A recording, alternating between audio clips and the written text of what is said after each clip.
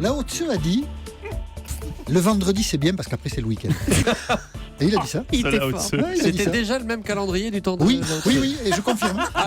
Oui, le vendredi soir, ils arrêtaient de bosser en Chine. Parfois, ils avaient des RTT. Mais... Ouais, c'est vrai. Alors, D'ailleurs, allons-y. On va arrêter là, mais il l'a dit. Allons-y chercher. pour les découvertes d'Europe Midi avec nous aujourd'hui. Vanessa Za, Eva Rock et en direct de Cannes, Bruno Kras. Bonjour à vous trois. Bonjour. Quels sont vos coups de cœur du jour, Vanessa Za? Moi, je vous aide à trouver des bons plans pour les vacances. Et Oui. je vous emmène là au Mexique avec un plan d'enfer. Mexico dans un instant. Eva Rock. 3 bons plans pour le week-end, 3 documentaires, 3 trucs très très différents. Très bien. Bruno Kras. Blues pour The Last Fest. Pardon, Il a bu. le micro n'était pas ouvert. J'ai bu dans 5 heures par nuit depuis 15 jours. Ah, c'est dur. Non. Coup de blues pour The Last Face de Sean Penn. De Sean Penn. Voilà le programme du jour.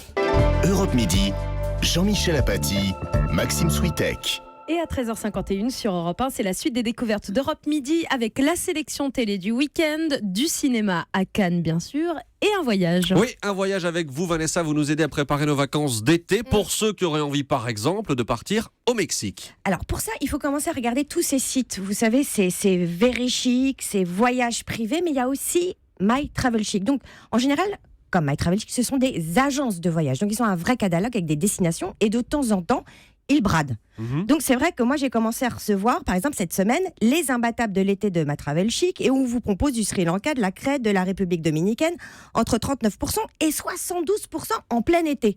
Donc là je me dis c'est pas possible, il y a évidemment des astérix, X conditions. Je suis allée vérifier et ça fonctionne. J'ai fait des simulations entre par exemple le 15 juillet et le 30 juillet et j'ai trouvé donc pour le Mexique, je me suis dit que ça vous plairait, on a du patrimoine, on a du balnéaire et donc vous avez plusieurs propositions en plus, soit vous prenez un hébergement tout inclus mais sans le vol, vous avez quand même 8 jours à 620 €. Sans le vol. Sans le vol. D'accord. Les hébergements il va comment, alors pour les enfants c'est offert, vous pouvez le rajouter, vous cherchez ce que vous voulez, mais ils vous proposent aussi avec des vols et au maximum ils vous proposent par exemple 14 jours 1800 €, mais alors quand je vous dis tout inclus, c'est le vol, tous les repas, toutes les activités qui coûtent quand même super cher et vous avez envie de faire du kata ou de la plongée, etc. Voilà. Et en plus ça c'est à Tulum, dans un endroit de rêve. Est-ce que vous savez où c'est Tulum? Pas du tout. Donc Pas là trop. on est au Mexique, on est donc dans la presqu'île du Yucatan, on est face en fait à Cuba et à la Floride. Cette presqu'île, c'était la presqu'île, l'ancien pays donc des Mayas, et Tulum à l'époque, c'est l'endroit stratégique au bord de la mer où ils ont vu, ces Mayas, les premiers navires espagnols arriver en 1518. Et Tulum, vous voyez à quoi ça ressemble ou pas? Bah Pas non. tout. Mais si Mais vous non, savez, ça, on n'a en pas fait, les moyens de sans le voyager, savoir. ça c'est loin. Ouais, c'est ça, oui. Alors, et donc, vous savez ces ruines au bord de l'eau. Vous voyez ou pas ce temple? T'as bien aimé Bon, moi. voilà, d'accord. Et ben écoutez, en tout cas, vous pouvez en plus vous baigner au pied de ce site, qui est quand Ah, même j'ai un peur. site au patrimoine mondial de l'UNESCO. Et il y a en plus une immense plage de sable blanc qui s'étend comme ça jusqu'à Punta Allen. Le but d'être dans cet endroit, vous êtes en plein cœur d'une biosphère qui est aussi donc classée au patrimoine, et vous êtes loin de Cancun, vous êtes loin de la Playa del Carmen, où il y a tous les touristes américains, c'est des usines à touristes. Je ne vais pas vous dire que vous serez tout seul à Tulum, mais en tout cas, là, My Travel Chic vous propose justement un resort qui est incroyable. Il s'appelle le Dream Tulum Resort and Spa. Le Dream Tulum, c'est bien ça. Ouais. Ça Non, sonne bien. et c'est sublime. Et alors, vous avez, comme tous les resorts, X restaurants, X plages, X activités, même de la plongée sous-marine. On vous l'offre dans le hall inclusive. Allez-y, même si vous plongez pas, vous avez des réserves naturelles comme le Xel A, où vous mettez simplement votre masque et vous voyez au moins 500 poissons tropicaux. Voilà, vous avez plein de visites à faire pour découvrir ce patrimoine Le mondial de la nature et du patrimoine. Le Mexique, coup de cœur aujourd'hui de Vanessa Za. Merci Vanessa. Plus proche de nous, Cannes avec Bruno Kras. Bruno, on vous retrouve donc. Vous avez pu voir le dernier film de Sean Penn qui est en compétition. Nouveau film qui s'appelle The Last Face. Absolument, et c'est une déception. Et c'est tellement une déception que le film a été quand même hué assez rudement à la fin. Parce qu'évidemment, Sean Penn, c'était un grand. Il nous avait fait Into the Wild, The Pledge. C'était des superbes films. Là, l'histoire commence bien, si j'ose dire, avec des images terribles, mais super bien filmées. C'est l'Afrique, c'est des gens dans l'humanitaire, un médecin, une femme médecin qui sont sur place. Il y a des scènes terribles, les réfugiés qui courent, les cadavres, les hélicoptères, la fumée, les explosions, les mitraillages. On a l'impression d'être dans un documentaire, des images très très fortes. Il va y avoir un moment Ce médecin, joué par Javier Bardem, un chirurgien, va opérer, faire une césarienne à une femme qui est en train de mourir pour sauver son bébé, tout ça dans des conditions terribles. Donc tout ça c'est bien fait, on se dit on entre dans un grand film. Et puis cet homme rencontre une femme, jouée par Charlize Theron, et là il y a une histoire d'amour qui naît, et le propos de Sean Penn, c'est de comparer le conflit guerrier au conflit amoureux. Et toute la partie histoire d'amour vient plomber un peu le film. Alors évidemment, nous on est à Cannes, et les gens ont des réactions très brutales. Peut-être que ce film, cette espèce de Out Africa en pleine guerre, va être reçu par le public quand il sortira dans quelques mois. Mais en tout cas, ici, ce Sean Penn était une grande déception. Bon, grande déception, on l'a compris. Bruno, c'est votre dernière chronique en direct dans les découvertes d'Europe Midi depuis Cannes. Est-ce qu'il vous reste combien de films à voir là aujourd'hui ? Il n'y en a plus là ? Il reste ce soir le film d'Ashghar Farhadi qui avait signé La Séparation, qui était un superbe film, et demain un film que j'ai déjà vu à Paris, Elle de Paul Verhoeven. Mais après, les dés sont jetés. Les dés sont jetés, et votre bilan à vous alors ?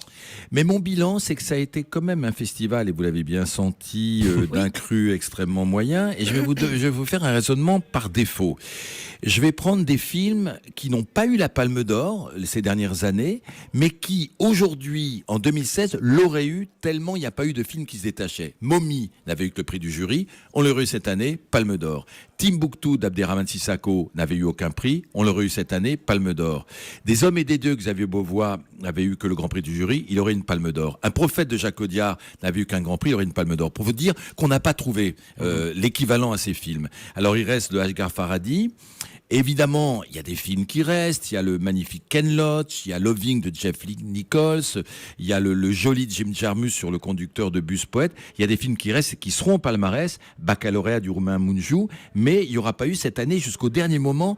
Tout le monde est partagé et il n'y a pas unanimité parmi les critiques qui sont là pour dire, comme ça avait été le cas pour La vie d'Adèle, la Palme d'Or, ça va être ça. Là, il n'y a aucune unanimité. Et pourtant, il y a à peu près 3 ou 4 Palmes d'Or qui flottent dans l'air. Et pourtant, il y aura bien un palmarès. Et il y en aura un dimanche. Merci beaucoup Bruno Kras d'avoir été avec nous pendant tout ce festival de Cannes en direct dans les découvertes. Merci Bruno. Eva Rock, votre coup de cœur pour ce midi et pour ce week-end, il est triple. Oui, j'ai fait ma Palme d'Or à moi. 3 programmes extrêmement différents que vous pouvez regarder en replay si vous les loupez, parce qu'à la télé ça se consomme aussi comme ça aujourd'hui. On commence avec ce soir Thalassa, Grandes vacances, la ruée vers la mer. Vous savez, Thalassa change de formule depuis quelques temps en proposant des sujets grand format. Et ce soir, il s'intéresse à l'Homo plagitus. C'est cet être qui adore se faire dorer la pilule sur le sable ou les galets, qui est né il y a 80 ans quand un certain Léon Blum inventait les congés payés. Des congés payés qui ont quand même métamorphosé la société française. Et parmi les inventions nées de ces changements, le bikini, oui, le petit bikini, créé par Louis Réard, qui n'avait pas choisi ce nom par hasard. Bikini, c'est le nom de cet atoll du Pacifique où les Américains ont testé la bombe atomique. Louis Réard choisit de nommer ainsi sa marque, passée dans le langage commun. Oui, parce que les filles en bikini, elles étaient explosives. Pas bête, Louis Réard. Pas bête, Louis Réard. Vous verrez, ce documentaire est hyper agréable. C'est vraiment un avant-goût de vacances parce que sur des sujets vus et revus, ils arrivent à trouver un angle qui est sympa et c'est hyper bien écrit, ce qui n'est pas désagréable du tout. Deuxième On garde choix. la mer et le sable. Samedi soir, en cette veille de clôture du festival, les plus belles histoires de Cannes, c'est sur D8 à 22h50. Des histoires de Starlet, de Montée des Marges, des extraits de Mon Zénith à moi, de Groland et évidemment d'Antoine Decaune et de José Garcia, notamment ce jour où Garcia arrive en bateau dans une robe moulante et talons hauts. Il loupe les marches de l'échelle, l'amenant au ponton, petit aperçu de l'ambiance du jour. Et je crois que c'est un des événements de cette saison, en tous les cas, un des événements Je suis désolé si mal donné. Venez par ici. Le pire, c'est qu'on les voit. Voilà. On les voit faire ça. Et on Écoutez, j'ai le voit revu la Garcia scène en tomber. entier quand il jette José Garcia dans la foule du public là et qui elle est horrible la scène, elle est vraiment horrible. Il se passe quelque chose.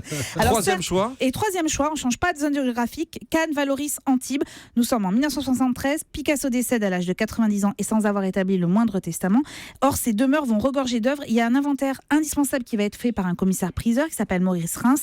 3 ans de travail, 120 000 pièces qui ont été retrouvées et un documentaire à ne pas manquer. Ça s'appelle Picasso, l'inventaire d'une vie. C'est sur Arte à 22h45 et c'est dimanche. Voilà pour les 3 choix d'Eva Rock. Merci Eva, merci à toute la bande des découvertes d'être venue encore aujourd'hui vendredi.